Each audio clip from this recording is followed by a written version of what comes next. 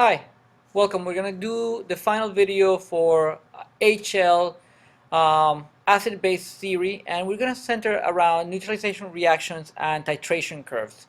As you know, the IB really likes to talk and discuss a little bit about graphs and analyzing graphs because they're very important. They're part of what we do in the experiments. So I want us to take some time to look at that and how those titration curves would look like. All right. So when we studied about acid base theory and the salts that they make, we looked at the hydrolysis of salts, and we saw that when we have a salt made from a strong acid and a strong base, it made a neutral solution.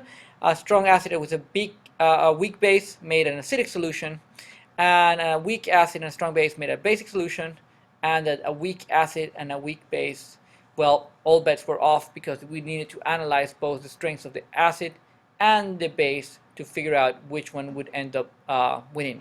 Well, I want us to look then at how the pH changes as we add base or acid in each one of those four cases, or actually three of those four cases, and so that way we can see what we're going to end up with.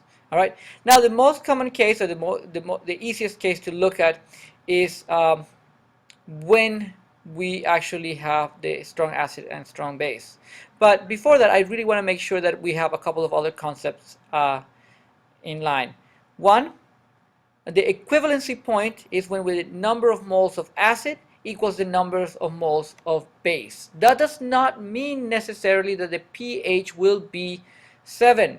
All right, because remember, we may make an acidic salt or a basic salt that will change the pH of the resulting solution.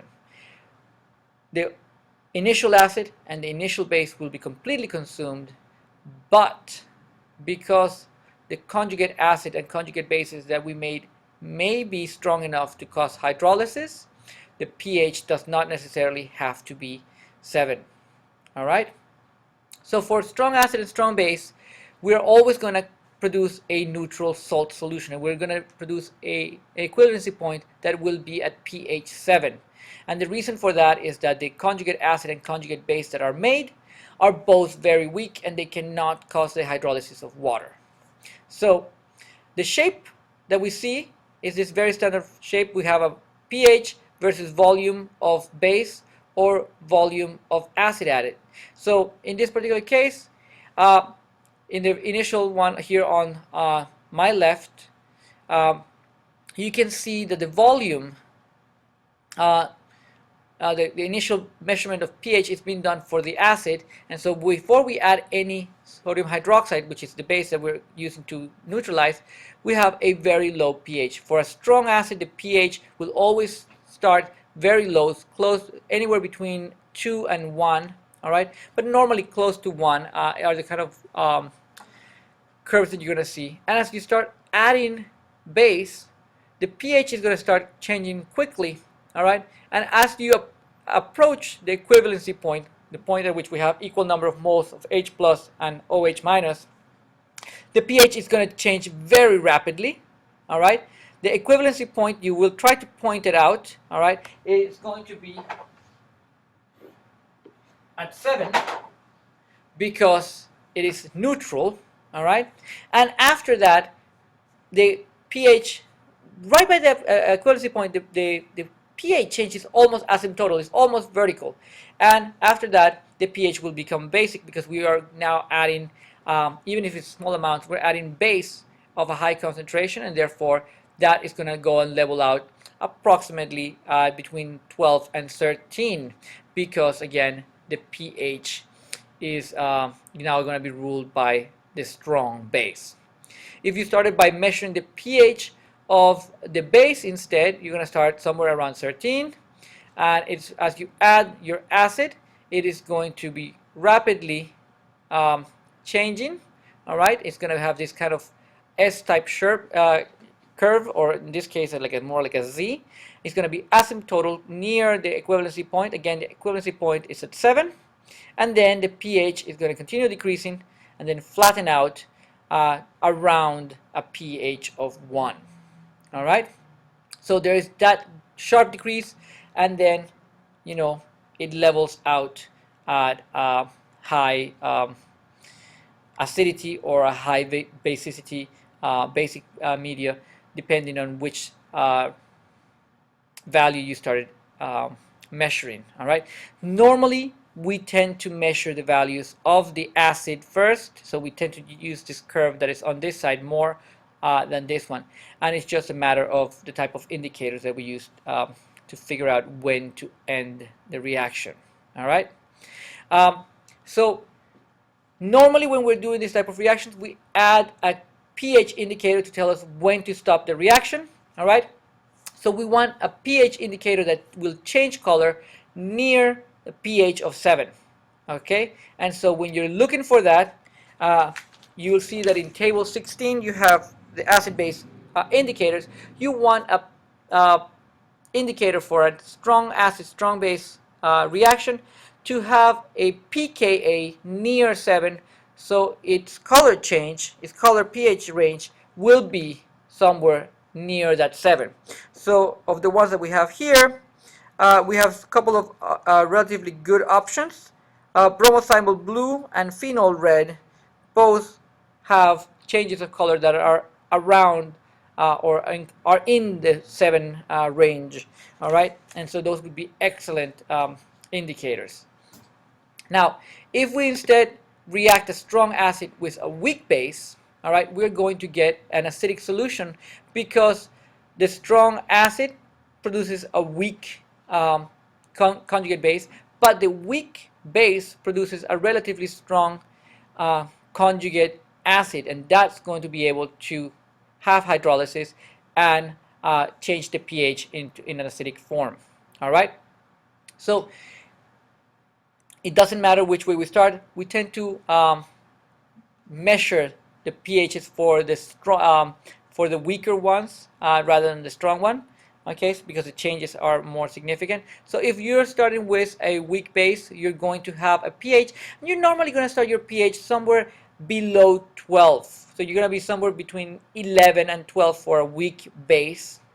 And you see that the change is more gradual. All right, it starts initially rapidly, but then it kind of gets kind of flattened out a little bit, not completely flat, but just it's not as quick as it was in the other one.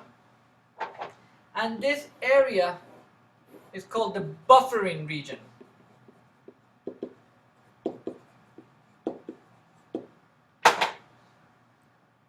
And then after a certain point, if you've added enough buffer, you are going to have a relatively sharp change. All right, but notice that the change, and I want to just flip back to the previous one. Here, the change, it kept on going up, up, up, and then almost asymptotal, and then flattened out. Or in this case, or even if you're looking, it starts going down, down, almost asymptotal, and then it comes back and flattens out at an acidic pH. Here, notice that this is much more gradual in a way. All right, the vertical section is much shorter.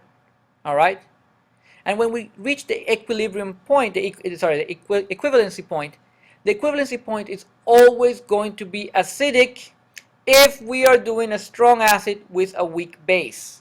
All right, so you have to make sure that you draw your equivalency point below a pH of 7 if you're doing this type of graph. All right, now here's something really kind of fun. If you look at the pH at half the equivalency point, all right, and you calculate the POH is going to be equal to the pKb. Why? Remember the Henderson-Hasselbalch equation? POH is equal to pKb plus the logarithm of the concentration of the conjugate acid over the concentration of the base.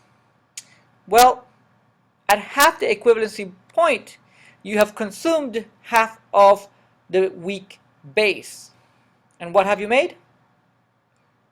Conjugate acid. How much? And exactly the same amount, because it's a 1-to-1 stoichiometric ratio. So the concentration of the conjugate acid and the concentration of the conjugate of the base itself will be equal. So that is the logarithm of 1. Logarithm of 1 becomes 0. And so POH equals PKB. All right? Or, in other words, 14 minus pH, because that's what we normally tend to measure, all right, will equal to the PKB, which is what I've written here for you guys. All right? So the equivalency point is going to be acidic. And because if it's acidic, we need to look for a pH indicator that will change colors at a pH below 7, somewhere in the acidic region.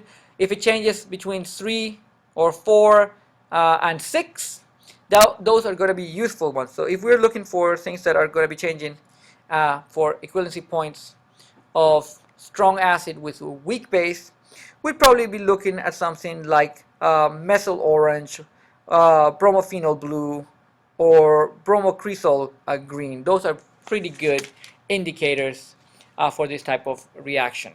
All right. Finally, if we have the reaction between a weak acid and a strong base, the weak acid will form a relatively strong conjugate base, which will be able to hydrolyze and affect the pH, while the strong base will form a very weak conjugate acid, which will not have an effect on the pH. Now, this is always the way we do it. We tend to look at it from the pH of the acid, and I like this because already this image really shows you very much how it works. We start at a pH between 2 or 3, which is the pH that you will have for a weak acid when it's just pure, and we're going to have a gradual change, all right?